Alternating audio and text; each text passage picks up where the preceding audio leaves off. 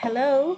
So, this is my face after kong maligo and walang makeup, walang anything. So, ilalagay natin yung video natin kanina na Retinol Intense by So By Me.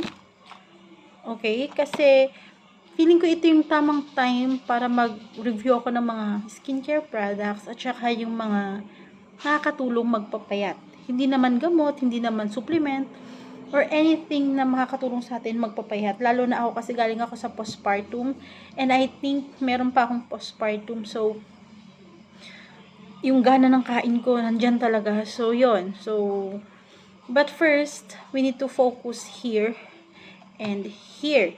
Sa instruction niya kanina, sabi dito, this is for eye.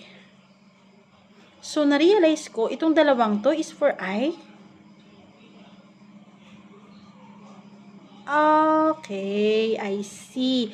So, here we go. So, meron naman siyang instruction pala rito. So, after washing the face in the evening, at last step of skincare routine, take a proper amount and gently pat around the eyes of areas where you feel concerned about wrinkles.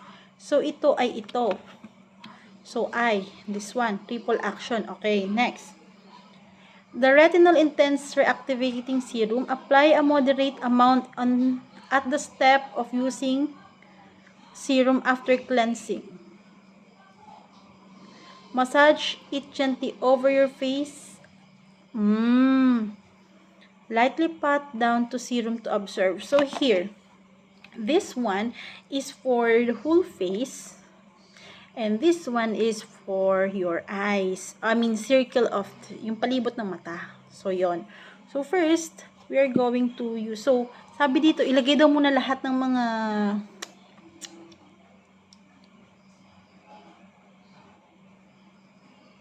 okay.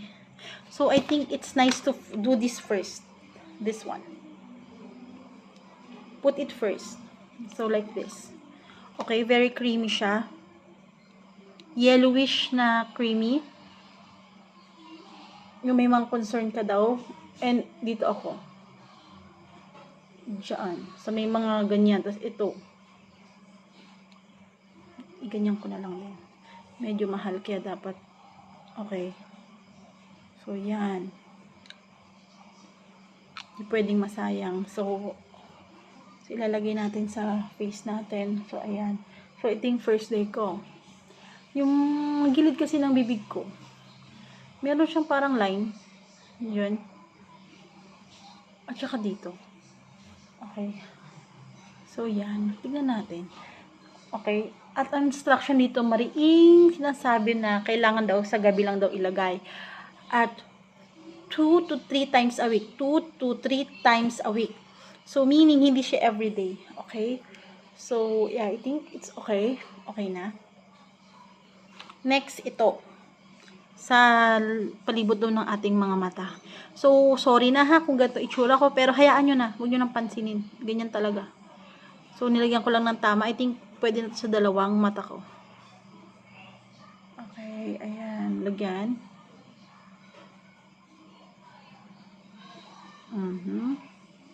Or use this one. Kung saan ka komportable. Para hindi masyado yung pressure, yung masyadong madiin kasi nga area sensitive. So yan. So there you go, lagyan ko iba rito kasi mga yon. So ito yung first day ko sa paglalagay nitong retinol na to. Then tomorrow morning, sabi avoid sun exposure. Tapos gumamit tayo ng sunscreen. Everyday gumamit tayo ng sunscreen. So tingnan natin kung mawawala talaga niya yung mga dark circles, yung mga dark spots sa face ko. Dadagdagan ko lang ito konti. Kasi meron yung mga yan.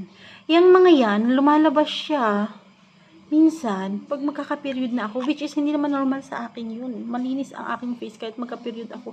Pero nung last na nanganak ako, medyo maraming kaartehan ng aking balat. So, yan. So, mag-open ulit ako ng another video sa mga susunod na araw kung anong mangyayari sa aking face.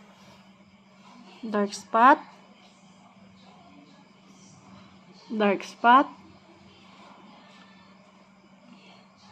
Dark spot. Basta meron dyan, pero hindi masyadong kita sa camera, pero meron. Okay, so see you next video. Bye!